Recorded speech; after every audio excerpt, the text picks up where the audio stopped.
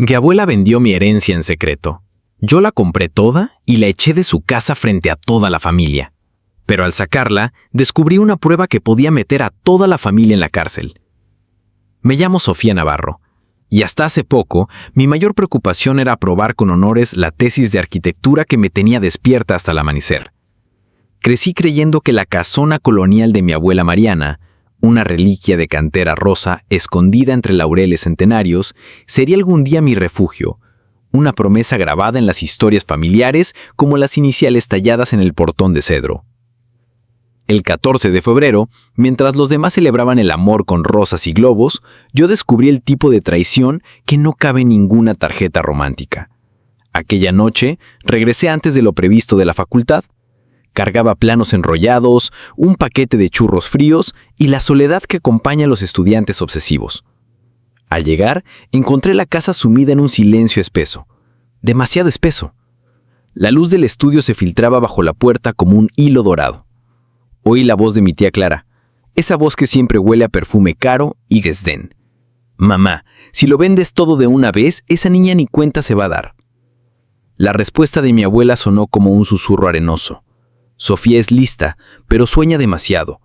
Necesita aprender que la vida real no se diseña con lápices de colores. Mi corazón, que había latido con compases de láminas y reglillas, repicó ahora con un miedo puro. Me alejé de la puerta, y apoyada contra un muro lleno de retratos, sentí como el piso se volvía lodo bajo mis zapatos. Las palabras venderlo todo giraban en mi mente como un aviso de incendio. Sabía que la casona, los terrenos y la colección de arte virreinal no eran simples bienes, guardaban la memoria de generaciones enteras. Mi abuelo Félix había inscrito en el testamento que la propiedad pasaría a mí cuando cumpliera 25 años, edad que alcanzaría en apenas 8 meses. ¿Cómo podía mi abuela, la eterna guardiana de las tradiciones, planear semejante puñalada? Esa madrugada no dormí. Revisé papeles, fechas, clausulados, todo. Descubrí algo peor, un documento notariado con fecha de la semana anterior, titulado Autorización de subasta privada. Firmas, Mariana Valdés de Navarro y un martillero de apellido Almada. Lotes múltiples. Inmueble principal, mobiliario histórico, colecciones pictóricas, joyería de época, vehículos clásicos. Era como leer la autopsia de mi infancia. Tuve que actuar, pero ¿cómo evitar que me despojaran sin quedar como la nieta avariciosa ante la familia? Mi primo Lalo, ingeniero en sistemas, hacker de nacimiento, fue mi primer aliado. Nos citamos en un café de madrugada. Él atendía con ojeras y excitación geek. «Necesito acceso a la plataforma de subastas de Almada», le dije. «Eso es ilegal», respondió. «Lo que ellos hacen también lo es, moralmente», repliqué. En 2 noches me entregó un login fantasma con el alias Arquitecta52. Lo probé desde la biblioteca de la universidad. El catálogo apareció ante mis ojos, cada lote con su precio base. Ver la casa de mis bisabuelos listada como Lote 01 fue un golpe en el estómago. El día de inicio de la subasta, mi abuela anunció un viaje espiritual a un retiro de silencio. La ironía era obscena. Se llevó a la tía Clara y dejó la casona al cuidado de una agencia de seguridad. Yo fingí sorpresa y le deseé un buen descanso. Por dentro, mi sangre hervía. Había convencido al banco de un préstamo apoyada en mis becas y una carta de recomendación. Una maniobra suicida, pero salvar la herencia valía más que cualquier tasa de interés. La subasta comenzó un viernes, a las 09. Me conecté desde mi habitación. Lote tras lote, pujé sin parpadear. Cada clic era un latido. Cuando subí la oferta final por la casona, superé al último postor por apenas 100 pesos. Entonces, el sistema alertó que un nuevo competidor había entrado, Marval 1923. Sudé frío. Mi abuela competía contra mí desde su retiro espiritual. Fue una guerra de centavos que duró 20 minutos y envejeció mi alma 20 años. Hasta que la pantalla mostró adjudicado a Arquitecta 52. Grité tan fuerte que el vecino golpeó la pared. Había ganado la casa, los muebles, la colección, todo. Estaba eufórica, pero el triunfo sabía a pólvora húmeda. Necesitaba que la familia entendiera la magnitud de su traición. Alquilé un proyector gigante y preparé una proyección en directo. Mostraría la grabación de la subasta, cada puja, cada intento suyo de arrebatarme el legado. Fui al despacho del notario y con la resolución de la subasta en mano, pedí la escritura inmediata. Sellos, firmas, lágrimas contenidas. El domingo la camioneta de mi abuela se detuvo frente al zaguán. Yo aguardaba en el patio central, entre la fuente seca y las bugambillas, con el proyector apuntando a la fachada. La tía Clara bajó primero, con lentes oscuros que no ocultaban su desconcierto. «¿Qué haces aquí?», escupió. «Esperarlas», respondí. Mi abuela avanzó con su bastón de marfil. Antes de que hablara, encendí el proyector. La piedra se iluminó. Se reprodujo la subasta. Los lotes, los montos, los alias. Cuando apareció, adjudicado a Arquitecta 52, Sofía Navarro. La tía dejó caer su bolso. Mi abuela apretó el puño del bastón. «¿Qué significa esto?», tronó. Extendí la escritura. «Significa que quisiste vender mis recuerdos, pero ahora soy la única propietaria». Los guardias titubearon. La ley estaba de mi lado. El bastón de mi abuela golpeó el suelo. «Eres desagradecida. Todo lo hice para protegerte del peso de esta ruina», respondí con calma. «No se protege a alguien robándole su historia». La tía Clara arrastró a mi abuela hacia la camioneta. No hubo abrazos ni despedidas. Mientras el motor se alejaba, respiré por primera vez en 3 días. El aire olía a bugambilia y a papel notarial. Subí las escaleras, recorrí cada habitación y al llegar a la azotea, el atardecer pintó el cielo del mismo tono rosado de la cantera. Me prometí que esa casa nunca volvería a venderse. Ignoraba la tormenta legal y emocional que se avecinaba, pero en ese instante supe que había recuperado más que unas paredes. Había recuperado mi voz. Me desperté con la sensación de que alguien me observaba. No era paranoia. En el zaguán había 2 autos oscuros con vidrios polarizados, y sobre la verja, un sobre manila colgaba sujeto con cinta aislante. Adentro, una notificación de demanda. Mi abuela pedía la nulidad de la subasta argumentando incapacidad mental transitoria. Decía que estaba bajo medicación y que el martillero se aprovechó de su fragilidad. La cita judicial era en 10 días. Sentí el latigazo de la culpa, pero lo acallé recordando sus palabras. Necesita aprender que la vida real no se diseña con lápices de colores. Aquella misma mañana, mientras revisaba los salones para calcular reparaciones urgentes, mi pie golpeó un azulejo suelto en el baño de visitas. Lo retiré y encontré una cavidad. Dentro, un estuche metálico con el logotipo del antiguo banco familiar. Contenía estados de cuenta y cheques cruzados a nombre de empresas fantasmas. Fechas recientes. Montos obscenos.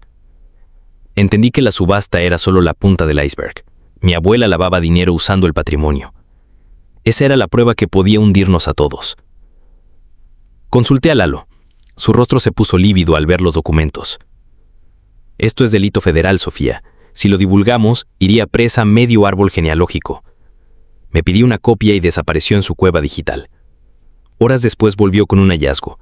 Las empresas fantasmas recibían transferencias del mismo martillero Almada. Todo estaba conectado.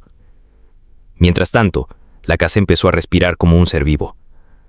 Las cañerías gemían, los muros exhalaban polvo. Contraté a un albañil de confianza, don Melquiades, un hombre curtido que hablaba poco y observaba mucho. Al tercer día, se acercó con un viejo maletín. Encontré esto entre los tabiques del ala norte. Dentro había fotografías en blanco y negro, mi abuelo Félix, un político local muy joven entregando maletines a militares. Fechadas en 1976, año de desapariciones forzadas. Comprendí que la podredumbre venía de más arriba. La tensión llegó a su clímax cuando recibí la visita de la tía Clara. No tocó. Irrumpió con su perfume caro como bomba química. Traía un acuerdo de paz. Si cedía la casa a nombre de una nueva fundación familiar, retirarían la demanda. Me negué. Entonces, con una sonrisa que no llegaba a sus ojos, deslizó una memoria USB sobre la mesa. Contiene correos que prueban que hackeaste la subasta. Si no firmas, los verá el juez. Sentí el mundo desmoronarse, pero fingí calma y le pedí 24 horas para pensarlo. En la noche, Lalo analizó la USB. Era real, y peor, contenía parte del código que él usó. Podrían encerrarte por acceso ilícito, murmuró. Movida por la desesperación, recordé los documentos del azulejo. ¿Y si negociaba con fuego? Preparé 2 carpetas idénticas, una con las pruebas de lavado, otra con los correos. Al día siguiente convoqué a Clara y al abogado de la familia en la biblioteca. Deslicé ambas carpetas. Si envías mis correos al juez, estos estados de cuenta irán a la prensa. El silencio se extendió como mancha de aceite. El abogado palideció. Clara apretó la mandíbula. Tras una hora de negociación, firmaron un desistimiento provisional mientras revisaban la autenticidad de mis papeles. Salieron como si la biblioteca hubiera acumulado años de polvo en un minuto. Yo temblaba, no de miedo, sino de adrenalina. Sabía que apenas había comprado tiempo. Esa noche subí a la azotea. El cielo estaba turbio, sin estrellas. Me di cuenta que la casa, mi refugio, era también un laberinto de secretos que podían matarnos. No había vuelta atrás. Si quería preservar el legado, tendría que liberar la verdad que lo corroía desde dentro. Me desperté con la sensación de que alguien me observaba. No era paranoia. En el zaguán había 2 autos oscuros con vidrios polarizados, y sobre la verja, un sobre manila colgaba sujeto con cinta aislante. Adentro, una notificación de demanda. Mi abuela pedía la nulidad de la subasta argumentando incapacidad mental transitoria. Decía que estaba bajo medicación y que el martillero se aprovechó de su fragilidad. La cita judicial era en 10 días. Sentí el latigazo de la culpa, pero lo acallé recordando sus palabras. Necesita aprender que la vida real no se diseña con lápices de colores. Aquella misma mañana, mientras revisaba los salones para calcular reparaciones urgentes, mi pie golpeó un azulejo suelto en el baño de visitas. Lo retiré y encontré una cavidad. Dentro, un estuche metálico con el logotipo del antiguo banco familiar. Contenía estados de cuenta y cheques cruzados a nombre de empresas fantasmas. Fechas recientes. Montos obscenos. Entendí que la subasta era solo la punta del iceberg. Mi abuela lavaba dinero usando el patrimonio. Esa era la prueba que podía hundirnos a todos. Consulté a Lalo. Su rostro se puso lívido al ver los documentos. Esto es delito federal, Sofía. Si lo divulgamos, iría presa medio árbol genealógico. Me pidió una copia y desapareció en su cueva digital. Horas después volvió con un hallazgo. Las empresas fantasma recibían transferencias del mismo martillero Almada. Todo estaba conectado. Mientras tanto, la casa empezó a respirar como un ser vivo. Las cañerías gemían, los muros exhalaban polvo. Contraté a un albañil de confianza, don Melquiades, un hombre curtido que hablaba poco y observaba mucho. Al tercer día, se acercó con un viejo maletín. Encontré esto entre los tabiques del ala norte. Dentro había fotografías en blanco y negro, mi abuelo Félix, un político local muy joven entregando maletines a militares. Fechadas en 1976, año de desapariciones forzadas. Comprendí que la podredumbre venía de más arriba. La tensión llegó a su clímax cuando recibí la visita de la tía Clara. No tocó. Irrumpió con su perfume caro como bomba química. Traía un acuerdo de paz. Si cedía la casa a nombre de una nueva fundación familiar, retirarían la demanda. Me negué. Entonces, con una sonrisa que no llegaba a sus ojos, deslizó una memoria USB sobre la mesa. Contiene correos que prueban que hackeaste la subasta. Si no firmas, los verá el juez. Sentí el mundo desmoronarse, pero fingí calma y le pedí 24 horas para pensarlo. En la noche, Lalo analizó la USB. Era real, y peor, contenía parte del código que él usó. Podrían encerrarte por acceso ilícito, murmuró. Movida por la desesperación, recordé los documentos del azulejo. ¿Y si negociaba con fuego? Preparé 2 carpetas idénticas, una con las pruebas de lavado, otra con los correos. Al día siguiente convoqué a Clara y al abogado de la familia en la biblioteca. Deslicé ambas carpetas. Si envías mis correos al juez, estos estados de cuenta irán a la prensa. El silencio se extendió como mancha de aceite. El abogado palideció. Clara apretó la mandíbula. Tras una hora de negociación, firmaron un desistimiento provisional mientras revisaban la autenticidad de mis papeles. Salieron como si la biblioteca hubiera acumulado años de polvo en un minuto. Yo temblaba, no de miedo, sino de adrenalina. Sabía que apenas había comprado tiempo. Esa noche subí a la azotea. El cielo estaba turbio, sin estrellas. Me di cuenta que la casa, mi refugio, era también un laberinto de secretos que podían matarnos. No había vuelta atrás. Si quería preservar el legado, tendría que liberar la verdad que lo corroía desde dentro. Me levanté el 5.º día con la sensación de que los muros se habían encogido durante la noche. Afuera, una niebla espesa ocultaba los árboles del jardín, y dentro, el silencio se rompía solo con el goteo impaciente de alguna tubería rota. A las 8 en punto sonó el timbre. Un mensajero de uniforme gris me entregó una caja pequeña envuelta en papel craft. Nada de remitente. Al abrirla, encontré un pendrive y un mechón de cabello castaño amarrado con una brida plástica. Supe al instante que era de Lalo. Reconocí la pulsera trenzada que él mismo se había hecho en un festival. Un archivo de video se reprodujo al insertarlo. Mi primo, atado a una silla en algún sótano iluminado con un foco amarillento, pedía entre dientes que entregara todos los papeles del banco en 24 horas, o lo siguiente que recibiría sería un dedo. El mensaje terminaba con una coordenada GPS y un último cuadro congelado en el que pude leer, escrito en la pared, la cifra 1976 en pintura roja. Sentí el pánico subir por mi garganta, pero lo tragué como vidrio. Llamé a la policía. Me dijeron que enviarían una patrulla en cuanto fuera posible. La casa estaba sitiada por el miedo y yo sola con él. Recordé entonces a don Melquiades. Fui al ala norte. Lo hallé revisando vigas. Le mostré el video. No parpadeó. Hay pasadizos que su abuelo mandó construir. Salen al antiguo pozo. Puede que encontremos algo, murmuró. Cogió una linterna y un mazo, golpeó el muro detrás de un cuadro descolorido y reveló un arco ciego tapiado con ladrillos nuevos. Lo derribamos. Un olor a tierra húmeda y metal viejo nos envolvió. El túnel descendía en espiral. Las paredes eran de adobe. La bóveda apenas alcanzaba para caminar encorvados. Cada 10 metros, una vela consumida salpicaba la oscuridad de humo seco. Tras media hora llegamos a una bóveda más amplia que mi sala de estudio. Archivadores oxidados, cajas fuertes reventadas y en una mesa un proyector de diapositivas cubierto de polvo. Encendimos un generador manual. La bombilla parpadeó y se estabilizó. Sobre la pared surgieron fotografías. Mi abuelo Félix entregando sobres a hombres con uniforme militar. La misma escena del 76.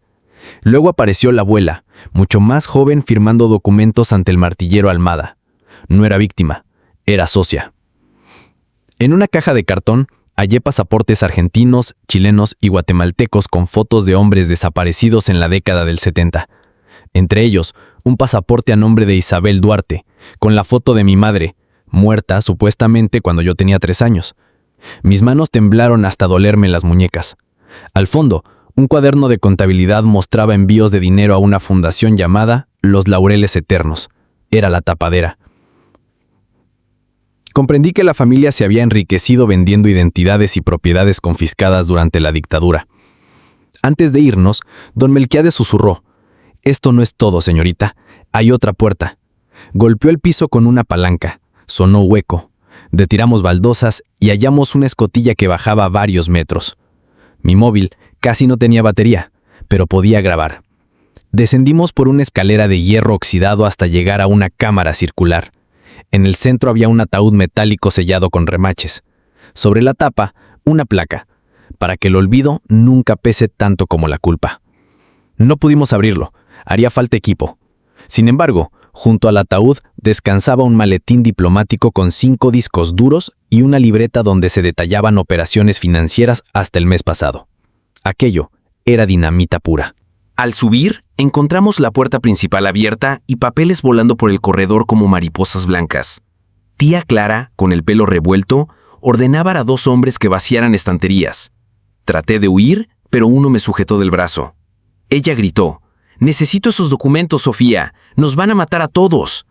Le dije que no tenía nada. Me empujó contra la pared y sacó un revólver de minuto de su bolso. «No sabes con quién nos metimos. Devuélveme las copias o Lalo muere». Antes de que mi corazón reventara, un disparo resonó. No de Clara, sino de la puerta. Un hombre en gabardina negra le apuntaba. Ella bajó el arma. Reconocí al tirador. Era el abogado de la familia. «Nos ordenaron limpiar esto», dijo. Clara corrió escaleras arriba. El abogado disparó otra vez, erró. Yo aproveché para patear al gorila que me sujetaba y corrí hacia el túnel, soltando cajas a mi paso. Dentro del pasadizo, Melquiades sujetó un carrete de dinamita vieja que había hallado. Si bloqueamos la entrada, ganamos tiempo. Le ayudé a colocar la carga. Improvisó una mecha con queroseno y tela. Cuando encendió el fósforo, mis oídos solo escucharon la sangre. Corrimos. La explosión retumbó como un trueno fósil, derribando escombros a nuestra espalda. Emergimos por el viejo pozo, cubiertos de polvo. Subimos por la hiedra hasta el jardín trasero del vecino. Desde allí vi cómo la policía finalmente llegaba a la casona envuelta en humo. Una ambulancia se llevó a un herido. Era el abogado, con el hombro sangrante. De Clara no había rastro. Cuando creí que el caos había tocado techo, sonó mi móvil. Número desconocido. Contesté. Una voz femenina, suave, dijo: «Sofía, soy yo, tu madre». Sentí que el mundo se quedó sin oxígeno. La llamé por su nombre. La línea se cortó. Escribí el número en mi brazo con un bolígrafo. Quería gritar, llorar, reír. Hice las tres cosas a la vez. Don Melquiades colocó su mano en mi hombro. La noche aún no ha terminado. Nos refugiamos en la iglesia del barrio, donde el padre Santiago, viejo amigo del abuelo, ofreció el confesionario como escondite. Allí cargué mi móvil y volví a llamar al número, buzón. Dejó un mensaje. Mientras tanto, Lalo seguía secuestrado, y las 24 horas se agotaban. En la sacristía hallé periódicos viejos. Uno de 1994 narraba la muerte de mi madre en un incendio accidental, durante un viaje a la frontera. Pero en la página opuesta había una foto borrosa, la misma mujer, años después, entregando víveres a refugiados en Guatemala. Mi cabeza era un huracán. Decidí acudir a la única persona que podría ayudarnos sin vender el alma: Camila Duarte, periodista de investigación y eterna enemiga del clan Navarro. Le envié un correo con una copia del cuaderno y un mensaje: «Si algo me pasa, publica todo». Aceptó reunirme conmigo en una taquería de la estación de autobuses. Cuando llegué, Camila estaba esposada a un hombre de civil que alegaba ser de la fiscalía. Intenté intervenir. Él me esposó también.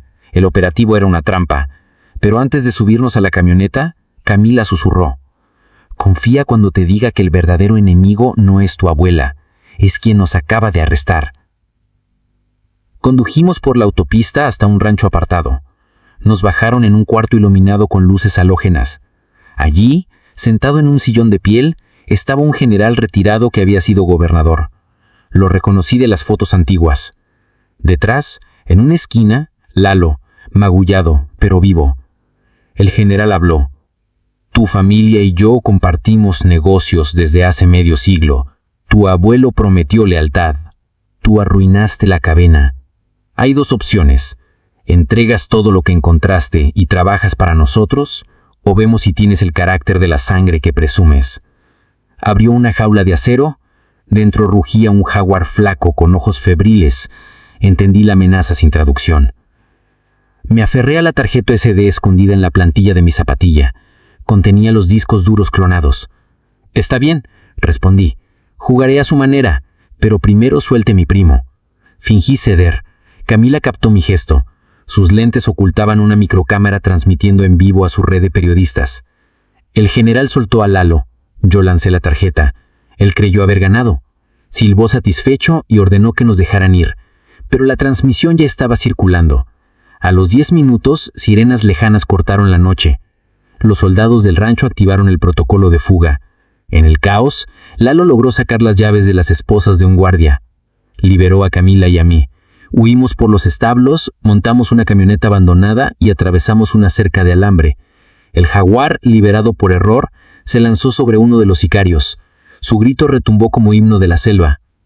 Cuando llegamos a la carretera, la radio del vehículo captó un boletín urgente. Se filtra video que vincula a exgobernador con red de desapariciones y lavado de dinero. Fiscalía abre investigación. El mundo ardía en noticias.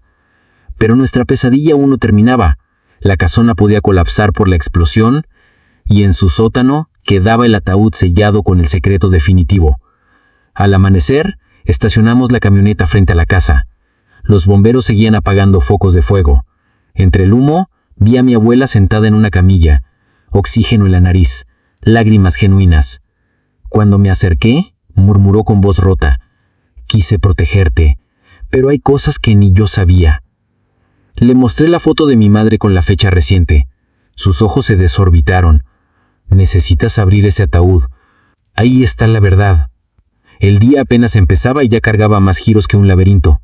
Pero algo era claro: el pasado había vuelto para cobrarnos, y yo era la única capaz de pagar el precio o romper la cadena para siempre.